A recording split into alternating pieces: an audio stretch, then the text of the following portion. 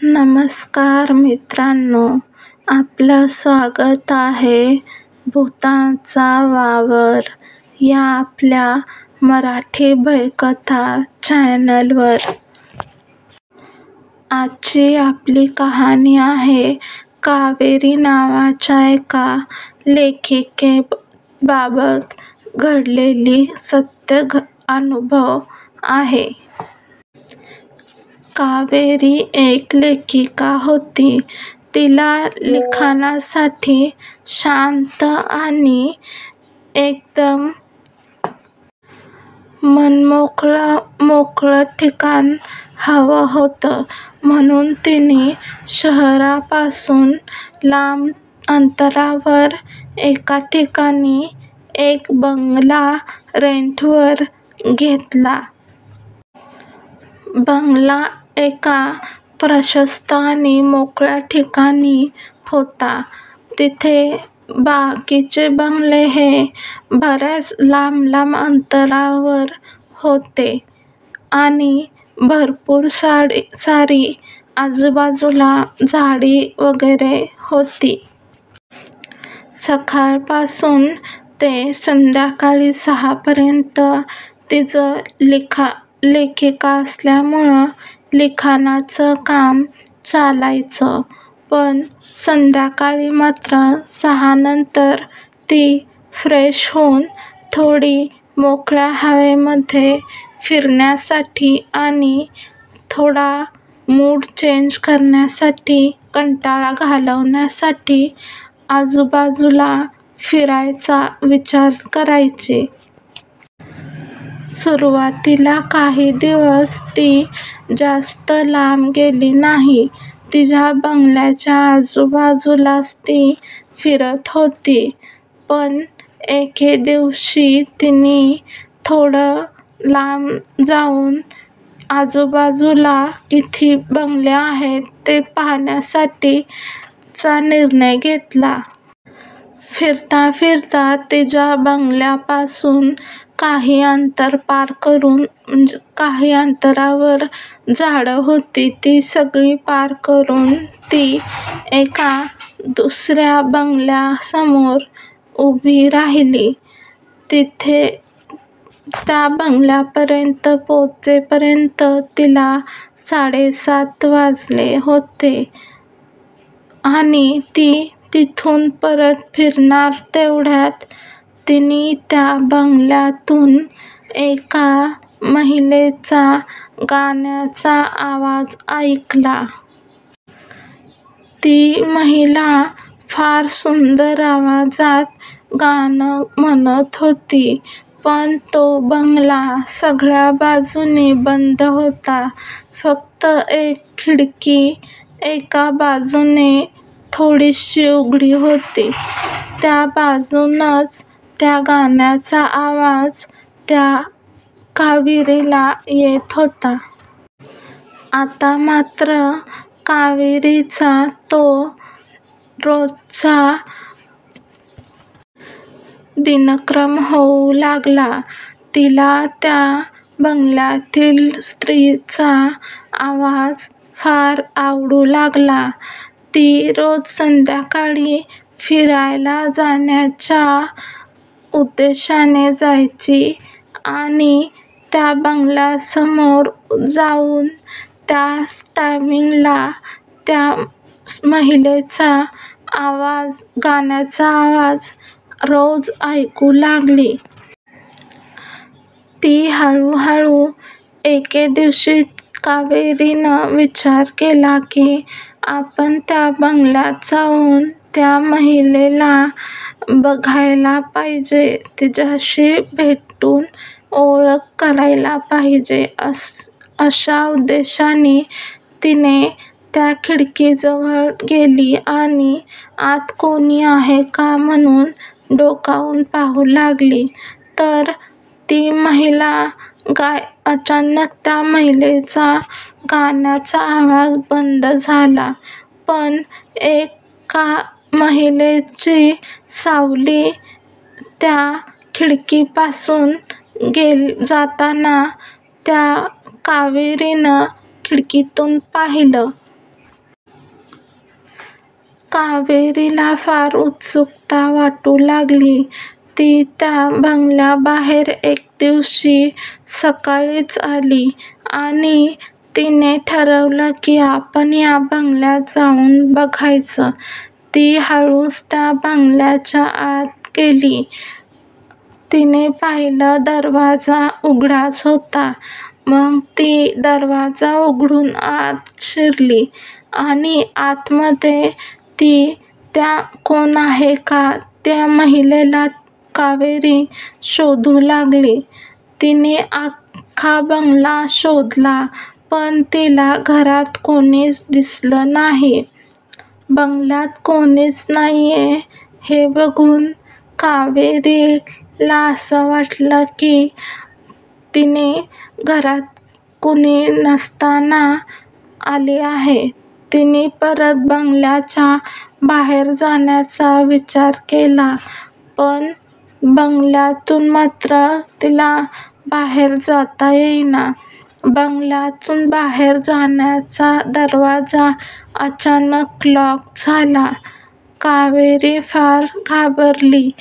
ती ओरडून हाका मारू लागली. बाहेरून कोणीतरी दरवाजा उघडेल असा तिने प्रयत्न केला पण दरवाजा काही उघडला नाही. कावेरी मात्र थकून तिथेच बसून राहिली. तिला असं वाटलं की घरात जी महिला राहते ती बाहेर गेली असावी. ती दरवाजा उघडून आत येईल.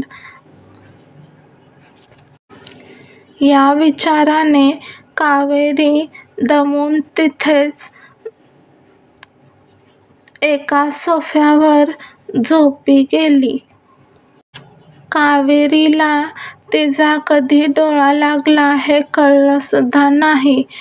अचानक तिला जाग आली आणि तिने घड्याळात पाहिलं तर घड्याळामध्ये संध्याकाळचे 7:30 वाजले होते.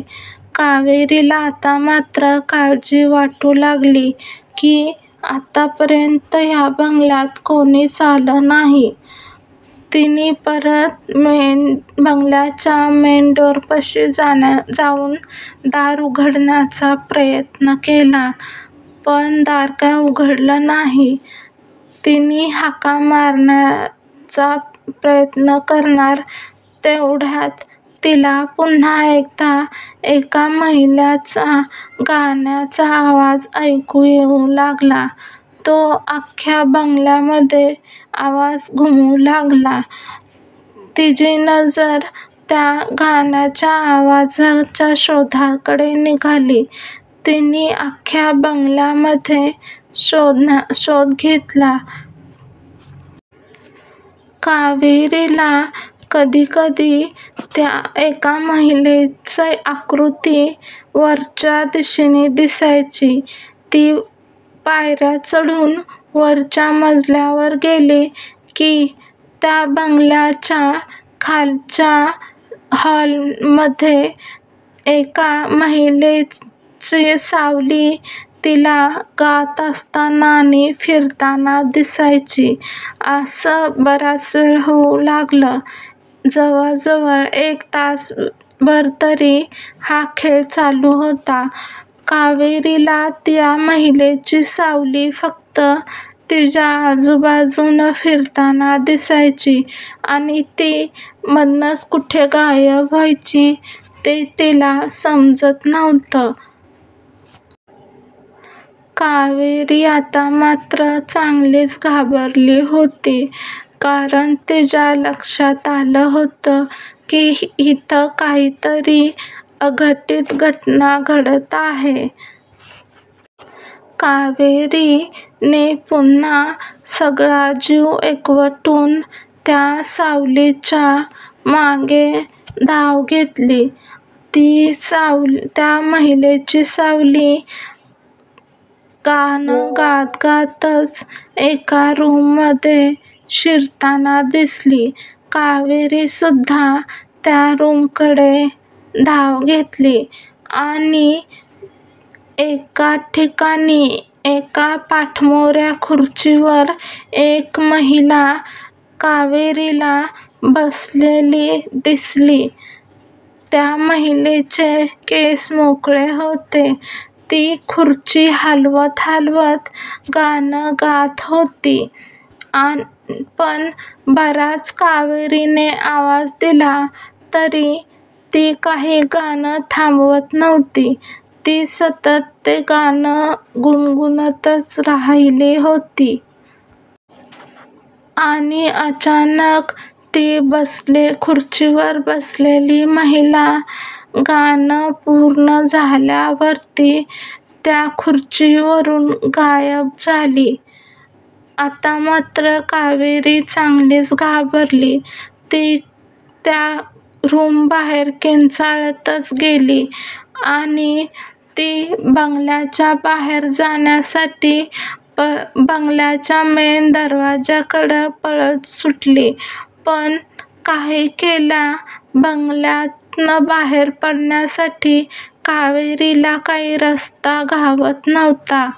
आणि अचानक मध्यरात्र झाली तरी तो आवाज आणि ती महिला सारखी तिला त्या बंगल्याच्या अवतीभवती आवारात कावेरीच्या आजूबाजूला गाणं गुणगुणत दिसत होती. कावेरीला फार टेन्शन आलं.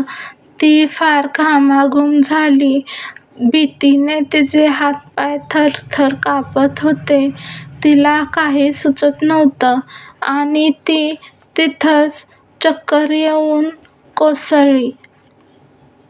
कावेरी चक्कर येऊन कोसळली तेच थेट तिला दुसऱ्या दिवशी सकाळी झोपेतून ती जागी झाली. कावेरी दचकूनच जागी झाली आणि इकडे तिकडे सगळीकडे बघू लागली. कावेरीच्या लक्षात आलं की ती चक्कर येऊन पडली आहे आणि दुसऱ्या दिवशी सकाळीच तिचे डोळे उघडले आहेत.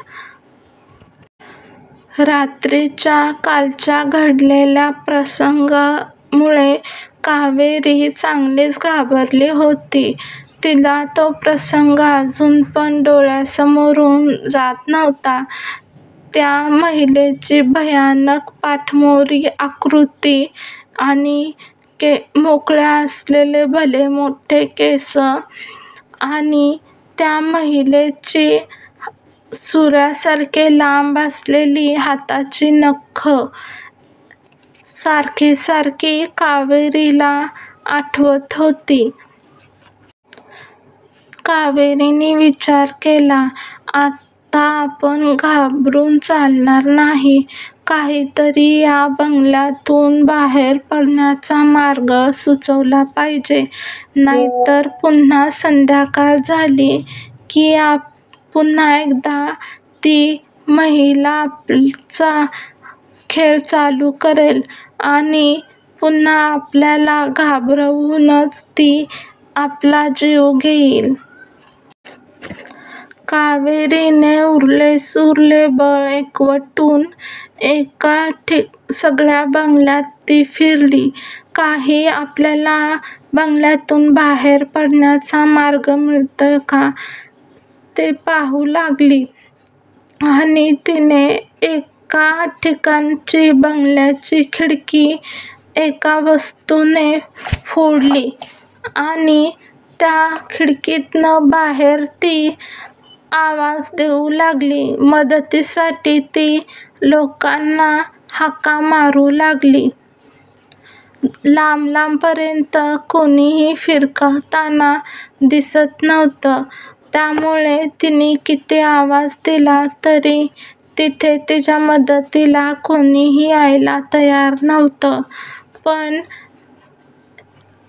त्या ठिकाणी त्या झाडांच्या सानिध्यात एक तपस्वी साधक माणूस तिथे देवाची साधना करण्यासाठी नेहमी जायचा. तो जात असतानाच त्याला कावेरीचा आवाज येऊ लागला. कावेरीच्या आवाजाच्या दिशेने तो तपस्वी त्या बंगल्याकडे आला आणि कावेरीला तो भेटला. खिडकीपाशी कावेरी आवाज देत होती. त्या तपस्वी माणसाने कावेरीची अवस्था बघितली. कावेरी ही फार घाबरली होती आणि तिचं पूर्ण हातपाय लटलट कापत होतं, इतकी ती भयली होती.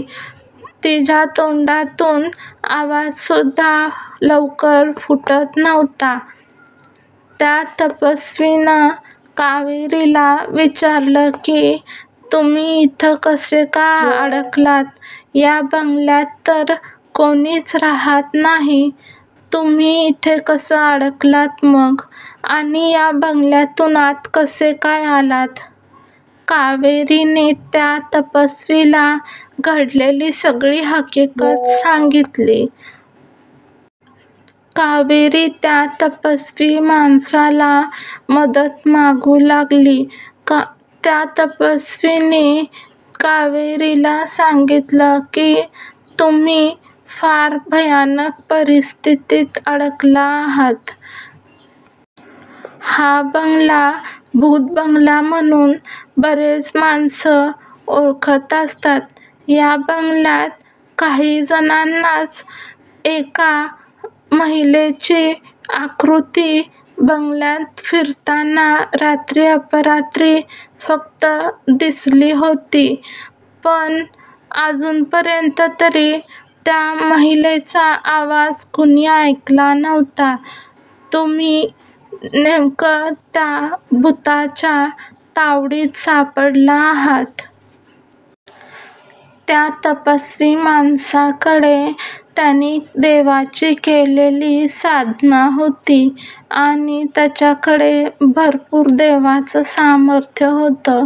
त्यामुळे त्याने देवाचं नाव घेत ती बंगल्याची खोली फोडून उघडण्याचा प्रयत्न केला, जेणेकरून तो कावेरीला वाचवू शकेल. त्याच्या भरपूर प्रयत्नानंतर ती खिडकी कशीबशी उघडली गेली आणि कावेरीला त्याने सहीसलामत त्या बंगल्याच्या बाहेर काढले. नंतर पुन्हा त्या तपस्वीने ती खिडकी तशीच लावून त्याच्यावर मोठा दगड त्याला बाहेरच्या साईडने लावला, जेणेकरून ती खिडकी पुन्हा बाहेरून उघडली जाणार नाही. कावेरीने त्या तपस्वी माणसाचे आभार मानले आणि मग तो तपस्वी कावेरीला म्हणाला की, तुम्ही त्या महिलेचा आवाज ऐकला म्हणजे त्या महिलेच्या भूताने तुम्हाला विळख्यात तिच्या घेतले होते आणि तुम्ही बरोबर त्या आवाजाच्या जाळ्यात अडकलात आणि या बंगल्यात अडकला आहात. मी आत्तापर्यंत बऱ्याच लोकांकडून ऐकलं होतं की हा बंगला भुताचा आहे. एका महिलेचा हा बंगला होता. त्या महिलेचा त्या बंगल्यात अकस्मात खून झाला. तो खून कोणी केला, का केला, कशासाठी केला हे बाकी कुणालाच काही कळालं नाही. इथले बंगले हे बऱ्याच अंतरावर असल्यामुळे त्या महिलेचे प्रेत हे लवकर कुणालाच सापडलं नाही आणि अचानक त्या बंगल्याच्या बाजूनं दुर्गंधी पसरली म्हणून काही माणसं जेव्हा त्या बंगल्यात गेली तेव्हा त्यांना एका महिलेचं प्रेत हे फार विघटन झालेल्या खराब अवस्थेमध्ये दिसलं. तिच्या प्रेताला भरपूर किडेमकोडे लागले होते आणि तिचं प्रेत पूर्ण सडून गेलं होतं. काही माणसांनी ते प्रेत तिथंच त्या बंगल्यातच खड्डा करून पुरून टाकलं आणि तो बंगला बंद करून सगळी निघून गेली. पण नंतर काही महिन्यानंतर त्या बंगल्याच्या आजूबाजूनं जे कोणी जाईल त्यांना सगळ्यांना त्या महिलेचा आतून पडछाई सावली दिसू लागली आणि बरीच माणसं त्या कारणामुळे त्या बंगल्याच्या आजूबाजूला सुद्धा फिरकणं बंद करू लागली. तुम्ही फार नशीबवान आहात. तुम्ही खूप धीर केला आणि त्या बंगल्याची काच फोडून मला आवाज दिलीत. योगायोगाने मी इथून जात होतो, त्यामुळे देवाच्या कृपेने तुमचा जीव वाचवण्यामध्ये यश आलं आहे. तर ही होती आजची कहाणी. कहाणी कशी वाटली ते कमेंटमध्ये सांगा. आपला चॅनल लाईक करा, शेअर करा आणि सबस्क्राईब करा. धन्यवाद.